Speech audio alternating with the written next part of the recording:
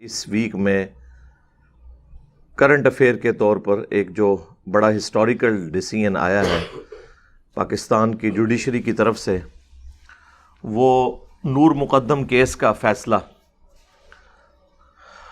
یہ آلموسٹ 8 مہینے لگ گئے اس فیصلے تک پہنچتے ہوئے جوڈیشری کو، کیونکہ یہ جولائی 2021 میں یہ سارا سلسلہ شروع ہوا تھا اور یہ فروری 2022 میں آ کے یہ ٹرائل مکمل ہو کے تو سزا ہو گئی ہے۔ چھوٹی کورٹس سے ہو گئی ہے، امید ہے انشاءاللہ بڑی کورٹس بھی اس ڈیسیژن کو بحال رکھیں گی انشاءاللہ تعالی۔ ہماری جوڈیشری اس حوالے سے اب کم از کم قابل تحسین ہے کہ انہوں نے اگرچہ 8 مہینے میں فیصلہ کیا لیکن بہرحال فیصلہ ہو گیا۔ اور اس میں ایک کرٹیکل چیز جو سامنے آئی ہے وہ پروسیکیوشن نے جو کچھ اس کیس کے حوالے سے کیا وہ انتہائی افسوسناک صورتحال ہے اس حوالے سے کہ انہوں نے کیس کو خراب کرنے کی پوری کوشش کی، حالانکہ ایویڈنس بالکل واضح تھے۔ یہ سارا فیصلہ جو جج نے کیا یہ بڑی دلیری کے ساتھ سائنٹیفک بنیادوں کے اوپر ہوا ہے۔ وہ رپورٹ ساری مجرم کے خلاف تھیں، چاہے وہ سی سی ٹی وی کیمرہ ہو، ڈی این اے کی رپورٹس ہوں، باقی ساری چیزیں، ان کی بنیاد کے اوپر یہ فیصلہ کیا گیا۔ اسلامک رولنگز کے پوائنٹ آف ویو سے اس حوالے سے بعض لوگوں کو یہ ریزرویشن ہوتی ہے کہ اسلام میں جو مختلف سزاؤں کے لیے گواہوں کی بات کی گئی ہے، خصوصاً زنا کے حوالے سے سورۃ النور میں آیا کہ کم از کم 4 گواہ چاہیے جنہوں نے پریکٹیکلی اس حالت میں دیکھا ہو، تو یہ تو پاسبل نہیں ہے۔ خصوصاً زنا بالجبر کے حوالے سے تو اس طرح کی کوئی چیز رپورٹ نہیں ہوتی، تو پھر کیا سی سی ٹی وی کیمرہ یا اس طرح کے سائنٹیفک ایویڈنس جو ہیں وہ اس قابل ہیں کہ ان کی بنیاد کے اوپر ایسا فیصلہ کیا جا سکے؟ تو اس حوالے سے میرا موقف یہ ہے کہ اگر کوئی فیصلہ ان بنیادوں پہ کرتا بھی ہے تو وہ اللہ کی حدود کو تو نہیں توڑ رہا۔ اس کی وجہ یہ ہے، اللہ کی حد توڑنا یہ ہے کہ اللہ تعالیٰ نے جو سزا مقرر کی ہے اسے کوئی چینج کر دے۔ سزا تک پہنچنے کے لیے جو بھی ذرائع استعمال کیے جائیں گے جو اسٹیبلش ہوں، اب یہ 2 نمبری نہ ہو کہ رپورٹ ہی غلط بن گئی ہے، اس طرح کی ساری چیزیں، وہ تو گواہ بھی جھوٹے ہو سکتے ہیں، تو پھر کیا ہم گواہوں کو لینا چھوڑ دیں گے؟ ظاہر ہے وہ ان ساری چیزوں کا خیال رکھا جائے گا۔ بہرحال گواہوں کے جھوٹا ہونے کے چانسز زیادہ ہیں، سائنس جھوٹ نہیں بولتی ہے کیونکہ یہ 2+2=4 ہے۔ لہٰذا اس تک پہنچنے کے لیے 4 گواہ نہ بھی ہوں، اگر سی سی ٹی وی کیمرہ گواہی دے دے، ڈی این اے ٹیسٹ کے ذریعے آپ پہنچ جائیں اس رزلٹ کے اوپر کہ یہ ایکٹیویٹی پرفارم ہوئی ہے، چاہے وہ زنا کا کیس ہو چاہے قتل کا ہو، تو اس کے اوپر شرعی طور پر حد جاری کر دینی چاہیے۔ یہ کوئی ایسی چیز نہیں ہے کہ جسے کوئی اس حوالے سے کرٹیسائز کرے۔ ریلیجس طبقہ عموماً اس چیز کو کرٹیسائز کرتا ہے۔ اب یہ جو سزا ہوئی ہے، اس سزا کے اوپر سب سے پہلے تو جوڈیشری کو مبارکباد ہے، اس بچی کے ماں باپ کو، اس کے ان دوستوں کو جنہوں نے کمپین چلائی، چاہے سوشل میڈیا کے اوپر چاہے سول سوسائٹی کے اندر، اور پاکستان کی عوام کے لیے بھی ایک خوشائند خبر ہے، ہم خود بچیوں والے ہیں کہ کسی کے ساتھ کبھی بھی ایسا معاملہ ہو سکتا ہے۔ بہرحال میرے اعتبار سے تو ابھی اس میں سزائیں اور ایڈ ہونی چاہیے تھی، کیونکہ کیس صرف یہ قتل کا نہیں تھا، یہ فساد فی الارض کا کیس بھی تھا، زنا بالجبر کا کیس بھی تھا، یہ ساری چیزیں تھیں۔ قرآن کی روح سے، صحیح الاسناد احادیث کی روح سے اس کی سزا اس سے بھی سخت بنتی ہے، لیکن بہرحال جب کسی کو پھانسی کی سزا ہو جائے، ڈیتھ پینلٹی ہو جائے، تو اس سے بڑی سزا تو کوئی ہو نہیں سکتی۔ اب وہ لبرل طبقہ، وہ سیکولر طبقہ جن کی کئی چیزوں کے ساتھ میں بھی اتفاق کرتا ہوں، جس کی وجہ سے مجھے مولویوں کی گالیاں بھی کھانی پڑتی ہیں، ان کے لیے میں دعوت فکر رکھوں گا کہ اب آپ کی سول سوسائٹی میں سے، لبرلز میں سے، سیکولر لوگوں میں سے کسی نے اس کی ڈیتھ پینلٹی کے اوپر اعتراض نہیں کیا، حالانکہ یہی طبقہ ہے خصوصاً باہر کے ملکوں میں، ہمارے ملک میں بھی ان کے زیر اثر ہی آ جاتے ہیں کہ جو سزائے موت کو ظالمانہ سزا سمجھتے ہیں. دنیا کے کئی ملکوں کے اندر سزائے موت عمر قید میں بدل چکی ہے.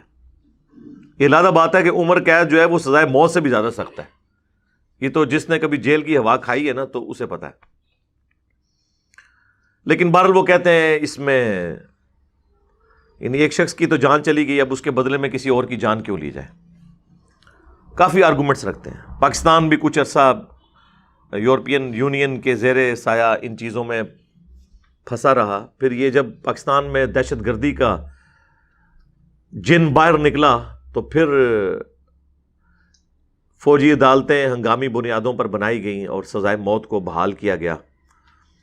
اس کی برکات آپ نے دیکھی ہیں. ضرب عضب اور رد الفساد کے بعد جب سزائے موت کو ایگزیکیوٹ کیا گیا تو کافی حد تک یہ دہشت گردی کا گراف نیچے آ گیا. اس کی وجہ یہ ہے کہ جب مجرم کو یہ پتا ہو کہ میں نے مر جانا ہے تو پھر اس کے لیے ایکٹیویٹی پرفارم کرنا ذرا مشکل ہو جاتا ہے. جب اسے یہ ہو کہ میں جیل میں ہوں گا، سزائے موت ویسے ہی موقوف ہے، کبھی نہ کبھی میرے ساتھی آ کے مجھے چھڑوا کے لے جائیں گے. اور پھر پاکستان کی جو عمر قید ہے وہ تو تماشا ہے. ایک بچہ 15-20 سال کی عمر میں قتل کر دیتا ہے اور وہ 30-35 سال کی عمر میں عمر قید کاٹ کے باہر آ جاتا ہے. قیدیوں کے دن رات گنے جاتے ہیں. پھر 14 اگست کے موقع کے اوپر، انڈیپینڈنس ڈے جو ہے اس کے موقع کے اوپر اور مختلف مواقع کے اوپر، عید کے موقع کے اوپر وہ سزائیں کم ہوتے ہوتے ہوتے الٹیمیٹلی یہاں تک رزلٹ نکلتا ہے کہ وہ جس نے 17-18 سال کی عمر میں قتل کیا ہوتا ہے وہ 35 سال کی عمر تک عمر قید کاٹ کے باہر آ جاتا ہے. یعنی وہ بڑا ڈان بن کے، اور پھر وہ آگے کوئی انسان کا بچہ نہیں بنتا، دوبارہ سے بدلے اتارتا ہے. ظاہر ہے اس کا کانفیڈنس آسمانوں پہ ہوتا ہے. یہ کون سی عمر قید ہے؟ عمر قید تو باہر کے ملکوں میں ہوتی ہے مرتے دم تک، چاہے اس کی عمر 70 سال ہے 80 سال ہے. وہ پھر دنیا اس کی شکل نہیں دیکھتی کہ وہ آ کر تو بدلہ اتارے، ان وکیلوں کو بھی قتل کر دے، ان مقدمات کی پیروی کرنے والوں کو بھی قتل کر دے. وہ لوگ اس ڈر میں نہیں زندگی گزارتے کہ یہ تو اب باہر آ گیا ہے تو اب یہ ہمیں نہیں چھوڑے گا. تو پاکستان میں عمر قید بھی تماشائی بنی ہوئی ہے. بہرحال سزائے موت کے اوپر سب نے اپریشیٹ کیا. میں بی بی سی کے اوپر، بی بی سی اردو کے اوپر، اس طریقے سے اور جو مختلف چینلز ہیں، اردو پوائنٹ کے اوپر، جو بڑے سوشل میڈیا کے پلیٹ فارمز ہیں پاکستان میں لوگوں کے انٹرویوز دیکھ رہا تھا تو سارے لوگ جو ہیں وہ کہہ رہے تھے جی بہت اچھا ہوا ہے اور خوشی کی بات ہے. کسی نے نہیں کہا کہ جی یہ ڈیتھ پینلٹی نہیں ہونی چاہیے تھی. اس کا مطلب ہے کہ سب نے ان انٹینشنلی یہ تسلیم کر لیا کہ اسلام کی سزائیں ظالمانہ نہیں ہیں. اسلام کی سزائیں سخت ضرور ہیں، اس میں کوئی شک نہیں، لیکن اس کے پیچھے حکمت یہ ہے کہ سزا ایک کو ہو اور ڈیٹرنس باقی سب کے لیے ہو جائے. اگر سر عام پھانسیاں ہوں، اس طرح کی سزائیں دی جائیں تو کسی کو جرم کرتے وقت 1000 دفعہ سوچنا پڑے گا کہ میرے ساتھ یہ ہونا ہے. سورۃ النور میں تو یہاں تک آیا ہے کہ جب سزا دی جا رہی ہو نا تو مسلمانوں کا ایک گروہ اسے ویٹ کرے گا، پریکٹیکلی وہ دیکھے گا، شاہد ہوگا اس پر، کیونکہ عبرت ہوتی ہے. سعودیہ کے اندر جب سر قلم کیا جاتا ہے نا قاتل کا تو وہ سر عام کرتے ہیں جمعے کی نماز کے بعد. اور جن جن لوگوں نے وہ منظر دیکھا ہے نا 2 ہفتے تو ان کو نیند نہیں آتی، کسی کو بخار چڑھ جاتا ہے. تو ایسے لوگ دوبارہ جرم کر سکتے ہیں؟ آپ سوچ بھی نہیں سکتے. یہ برکت ہے سر عام سزائیں دینے کی. ڈیٹرنس، دہشت پڑ جاتی ہے دہشت گردوں کے اوپر. تو میرے اعتبار سے تو قرآن و سنت کی روشنی میں یہ سزا اس سے بھی زیادہ سخت ہونی چاہیے تھی. نمبر 1 فساد فی الارض کے تحت جو سورہ المائدہ کی آیت نمبر ہے 33، جس میں فساد فی الارض والوں کی سزا یہ بتائی گئی ہے کہ انہیں عبرتناک سزا دی جائے، ان کے مخالف سمت کے ہاتھ پاؤں کاٹے جائیں، انہیں سولی چڑھایا جائے یا ملک بدر کیا جائے. وہ تو چھوٹے لیول کی سزا ہے نا، اس لیول تک ان کو سزا دی جائے گی. یہ عبرتناک سزا ہے. اور پھر جس جس تکلیف سے اس نے گزارا ہے اگلے بندے کو، اس کے بارے میں سورۃ المائدہ میں آیا کہ قصاص جب قاتل سے لیا جائے گا، جان کے بدلے جان، آنکھ کے بدلے آنکھ، ناک کے بدلے ناک، کان کے بدلے کان، دانت کے بدلے دانت، اور ہر زخم کے بدلے اسی لیول کا زخم اس شخص کو دیا جائے گا جس نے یہ کام کیا تھا. وہ ساری سزاؤں سے اسے گزارا جائے گا. حتیٰ کہ اس کا کلائمیکس سورۃ المائدہ کی آیت نمبر 32 کہ جس نے ایک جان کو بھی ناحق قتل کیا سوائے 2 ایکسیپشن کے، فساد فی الارض یا قتل کے بدلے قتل، اور وہ بھی جوڈیشری کا کام ہے، گویا اس نے پوری انسانیت کو قتل کر دیا. اور جس نے ایک جان کو بچایا گویا اس نے پوری انسانیت کو بچا لیا. اس میں کسی مسلمان کی کافر کی جان نہیں ہے. ہیومن ڈگنیٹی میں سب برابر ہے. کسی ایک انسان کی جان بھی اتنی قیمتی ہے جتنی ایک مسلمان کی ہے، چاہے وہ غریب ہے امیر ہے. یہ اسلام کی تعلیمات ہے. ایک جان کو بچایا گویا پوری انسانیت کو بچایا. یہ وہ آیت ہے جو عموماً آپ کو ہاسپٹلس کے باہر لکھی ہوئی نظر آئے گی، اور اندر سب سے بڑے چور، ٹھگ اور ڈاکو بیٹھے ہوئے ہوں گے. میجورٹی ڈاکٹرز کی یہی ہے، سرجنز کی یہی ہے. ڈاکٹر سے خود پوچھ لیں، وہ آپ کو بتا دیں گے. یہ وہ مبارک آیت ہے جس کا مذاق اڑا رہے ہوتے ہیں. اسلام قصاص کے معاملے میں، قتل کے بدلے قتل کے معاملے میں اتنا ہارڈ سٹانس رکھتا ہے کہ قرآن حکیم کا اوورآل اسلوب یہ ہے کہ آپ زیادتی کرنے والے کو معاف کر دو، آخرت میں اللہ تعالیٰ تمہیں بدلہ دے گا.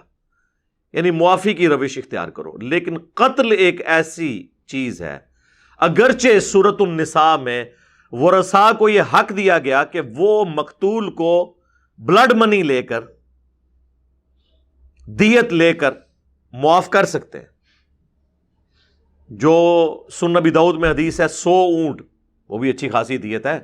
آج کے دور میں آپ سمجھ لیں 2.5-3 کروڑ روپے بنتا ہے. یہ جو کہتے ہیں نا جی زخمیوں کو 5-5 لاکھ اور مرنے والوں کو 10-10 لاکھ، یہ تو تماشا ہے. 3-3 کروڑ کم از کم بنے گی دیت. تو اللہ تبارک و تعالیٰ نے سورۃ النساء میں ورثاء کو حق دیا ایز اے لاسٹ ریزارٹ کہ وہ معاف بھی کر سکتے ہیں، لیکن ڈسکریج کیا. سورۃ البقرہ میں اللہ تعالیٰ نے فرمایا وَلَكُمْ فِي الْقِصَاصِ حَيَاةٌ يَا أُولِي الْأَلْبَابِ، اے عقل مندو، قتل کے بدلے قتل میں، قصاص لینے میں زندگی چھپی ہے پوری انسانیت کی، تاکہ تم ڈر سکو. یہ تو جب کسی کا کوئی مرتا ہے نا تو اس سے کوئی پوچھے، وہ کہتا ہے میں ٹکڑے ٹکڑے کر کے ماروں گا. مرنے والے کی ماں سے کوئی پوچھے کہ تیری بچی یا بچے کے ساتھ جس نے یہ کیا اس کے ساتھ تم کیا کرو گے، تو اس کے احساسات کیا ہوتے ہیں. ویسے ٹی وی پہ خبر دیکھنا اور پریکٹیکلی جو اس تکلیف سے گزرتا ہے وہ تو آپ امیجن نہیں کر سکتے. لہذا اس سزا میں ایڈ ہونا چاہیے. 100 کوڑے بھی سے لگنے چاہیے تھے سورۃ النور کے تحت. غیر شادی شدہ اور اس نے زنا بالجبر کیا، ظاہر ہے کہ اس میں صرف فائل کوئی سزا ہوتی، مفعول کو تو نہیں ہوتی، وہ تو بیچارہ پہلے ہی مظلوم ہے. 100 کوڑے لگنے چاہیے تھے. اور یہ کوڑے یہ آپ کے وہ گھوڑوں کو مارنے والے چھانٹے نہیں، وہ تو کئی لوگ تو وہ پورے کوڑے بھی نہیں کھا سکتے اور مر جاتے ہیں. وہ الگ سے ہونے چاہیے تھے. اس کے بعد اس کو اسی تکلیف سے گزارنا چاہیے تھا جس تکلیف سے اس نے گزارا، کیونکہ میں نے بتایا اس میں پوری ترتیب ہے. آنکھ کے بدلے آنکھ، ناک کے بدلے ناک، کان کے بدلے کان، دانت کے بدلے دانت، اور ہر زخم کے بدلے ویسا زخم. یعنی اس بچی کو اس نے مجبور کیا کہ بلڈنگ سے نیچے چھلانگ لگائے، اس کو بھی دھکا دے کے نیچے پھینکا جائے. اور وہ ساتھ جو 2 مجرم تھے، ایک مالی تھا اور ایک گارڈ تھا، اس کو بھی 10-10 سال کی قید ہوئی ہے. انہیں بھی اس تکلیف سے گزارنا چاہیے جو انہوں نے کیا. ایک کیس جو ہے نا وہ ایگزامپل سیٹ کی جائے، انشاءاللہ تعالیٰ آپ دیکھیں گے یہ کرائم ریٹ نیچے آئے گا. آپ اسلام کی سزاؤں کو امپلیمنٹ کر کے دیکھیں تو آپ کو برکات نظر آئیں گی. فوجی عدالتوں کے بعد آپ کو نظر نہیں آئیں گی. ایک 2014 کا دن تھا کہ شام کو ہم خبروں پہ جب بیٹھتے تھے نا تو انتظار کرتے تھے کہ آج کس کس شہر میں بم پھٹا ہوگا، کتنے بندے مرے ہوں گے. 2-3 تو روزانہ پھٹتے تھے. جس دن ایک ہوتا تھا تو کہتے ہیں شکر ہے آج ایک ہوا ہے. آپ اندازہ کریں یہ دنیا کے کسی ملک میں ہوتا ہے؟ حالت جنگ میں بھی یہ نہیں ہو رہا ہوتا سالہ سال تک جو پاکستان بھگتتا رہا ہے. لیکن جب یہ فوجی عدالتیں بنی. میں تو خیر فوجی عدالتوں کے بھی خلاف تھا اس حوالے سے کہ فوجی عدالتوں تک نوبت ہی نہیں آنی چاہیے, عام جوڈیشری کو ہمت دکھانی چاہیے, لیکن وہ ظاہر مجبوری کی وجہ سے بنائی گئی. لیکن اس میں انہوں نے ایک شک رکھ دی تھی کہ اس کی اپیل جو ہے وہ سپریم کورٹ میں ہو سکتی ہے, کیونکہ یہ بھی خطرہ ہوتا ہے نا کہ بعض اوقات ایویڈنس اتنا ہے نہیں ہے اور کسی ناحق کو پھانسی نہ ہو جائے. اس میں کئی ایک پھانسی کی سزائیں فوجی عدالتوں کی سپریم کورٹ نے کالعدم بھی قرار دی تھی. بہرحال اس کی برکات ہم نے دیکھی ہیں, جب سزائیں دی گئی ہیں تو آپ کے سامنے رزلٹ ہے. تو اب یہ ہمارے وہ بھائی اور بہنیں جو سیکولر طبقے سے تعلق رکھتے ہیں, لبرلز ہیں, ہم انہیں جو ہے وہ ایک اسٹانچ قسم کے جو مولویانہ سوچ ہے, جو خونی لبرلز اور پتہ نہیں کیا کیا ٹرمز یوز کرتے ہیں, وہ نہیں کرتے. ظاہر ہے کہ یہ بھی ریونج ہے نا جی, جو کچھ دین کے نام کے اوپر کیا گیا یہاں ہمارے ملک کے اندر, ریاستی اداروں کی سرپرستی میں, مولویوں کی سرپرستی کے اندر لوگوں کے دماغ خراب کیے گئے. تو اس کی وجہ سے ظاہر ایک نیگیٹو سائیکالوجی تو لوگوں کے ذہن میں جو ڈیولپ ہوئی ہے وہ تو کسی حد تک جسٹیفائی ہے.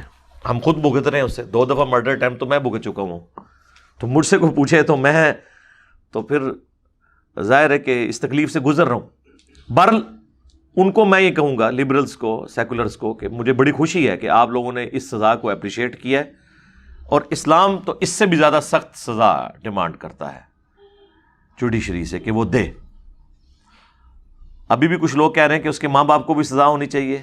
بالکل ہونی چاہیے. اگر واقعی ان کا ٹیلی فون کے اوپر اس کے ساتھ رابطہ تھا اور وہ اسے مرنے سے پہلے اکسا رہے تھے کہ بیٹا اس کے ساتھ کرو, ہم دیکھ لیں گے, تو ان کو بھی سزا معاونت کے اوپر وہ بھی شامل ہیں. انہیں چھوڑنا نہیں چاہیے, کسی کے دباؤ میں نہیں آنا چاہیے. چلیں, یہاں تو دونوں پارٹیاں بڑی سٹرونگ تھیں تو فیصلہ بھی ہو گیا. اللہ کرے کہ خدا نہ خواستہ کبھی کسی کمزور پارٹی کا مقدمہ مضبوط پارٹی کے خلاف آئے, اس وقت بھی ہماری جوڈیشری یہی ہمت دکھائے اور فیصلہ کرے.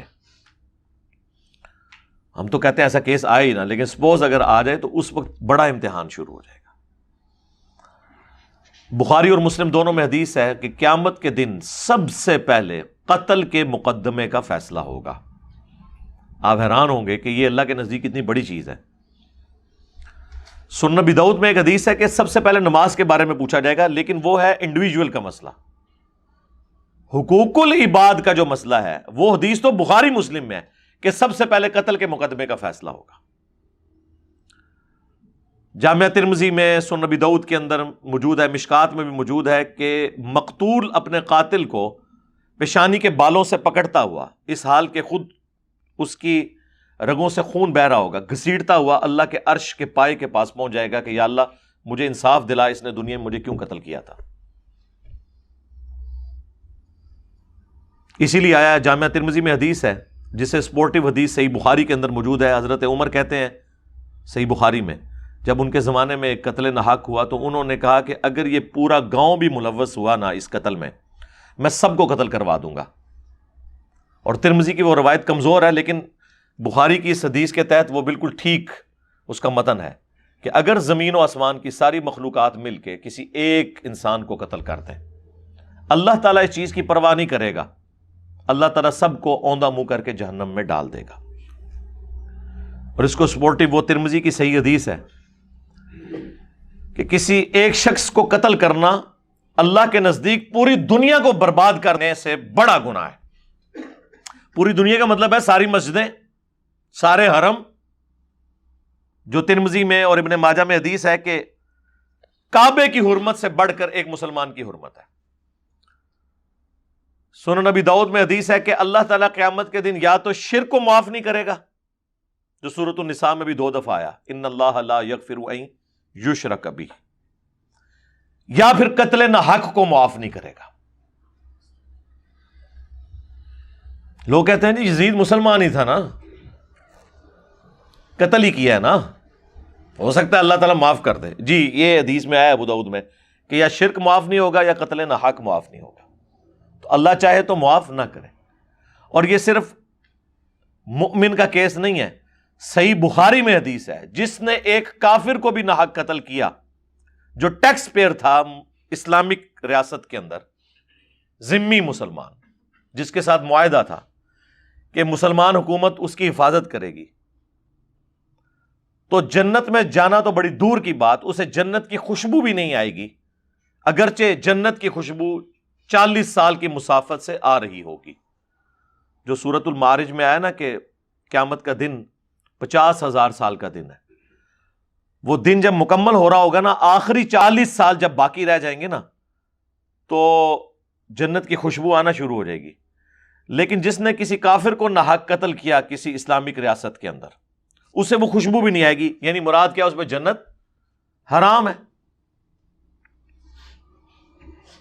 اور یہاں لوگوں نے قتل ناحق کو مذاق سمجھا ہوا ہے، جس کو چاہا اڑا کے رکھ دیا، لسانیت کی بنیاد کے اوپر، توہین مذہب کے نام کے اوپر، حب الوطنی کے نام کے اوپر ایکسٹرا جوڈیشل ایکٹیویٹیز اور قتل و غارت ہوتا ہے۔ پولیٹیکل پارٹیز آپس میں رکھتی، خاندانی اختلافات اس نوعیت تک چلے جاتے ہیں، قرض کے بنیاد کے اوپر یہ کچھ ہو جاتا ہے، چھوٹی موٹی لڑائیوں کے اوپر یہ سب کچھ ہو جاتا ہے۔ اس لیے اس چیز کو ہلکا نہ جانیں اور اللہ سے ڈریں۔ پر ہم مبارکباد پیش کرتے ہیں جی اپنی جوڈیشری کو بھی، ان لوگوں کو بھی جنہوں نے اس کیس کی پیروی کی۔ وہ وکیل صاحب بھی بڑے سینئر وکیل ہیں، وہ خود ہائی کورٹ کے جج رہ چکے ہیں جو ان کے وکیل تھے، اور انہوں نے ریٹائرمنٹ کے بعد دوبارہ سے یہ پریکٹس شروع کی۔ ظاہر ہے کہ ایسے کیسز کے اندر ایک دلیر وکیل کی ضرورت ہوتی ہے، کیونکہ وکیلوں کو بھی تھریٹ پڑتے ہیں۔ آپ نے دیکھا ہے کتنے وکیل شہید ہو جاتے ہیں کریٹیکل مقدمات کی پیروی کرتے ہوئے، وکیلوں کی تو لائف سٹیک پہ لگی ہوئی ہوتی ہے۔ تو سب کو مبارکباد ہے، اس جج کو بھی اور وکیل کو بھی، ان کے ان دوستوں کو، رشتہ داروں کو جنہوں نے اس کیس کی پیروی کی ہے۔ یقین کریں میرا تو دل ٹھنڈا ہوا ہے۔ اس وقت بھی میں نے پرائم منسٹر سے بھی ریکویسٹ کی تھی کہ اس کیس کو آپ منطقی انجام تک پہنچائیں۔ صرف یہ نہیں ہے کہ ہم مذہبی طبقے میں سے کسی کے ساتھ کوئی زیادتی ہو تو اس کے اوپر بولیں، ویسے تو مذہبی طبقہ اپنے ساتھ زیادتی ہونے ہی نہیں دیتا، کرنے والوں میں شامل ہوتا ہے۔ زیادتی تو بیچارے لبرلز کے ساتھ، سیکولرز کے ساتھ، ان لوگوں کے ساتھ جو معصوم قسم کے لوگ ہیں ان کے ساتھ ہوتی ہے، نیوٹرل قسم کے۔ تو اب یہ چونکہ ایک ایسا موقع آیا تو ہماری یہ اخلاقی ذمہ داری تھی کہ ہم اسے اپریشیٹ کرتے ہیں۔ صلو علی محمد و آل محمد، اللہم صلی علی محمد وعلی آل محمد و اصحاب محمد اجمعین الی یوم الدین۔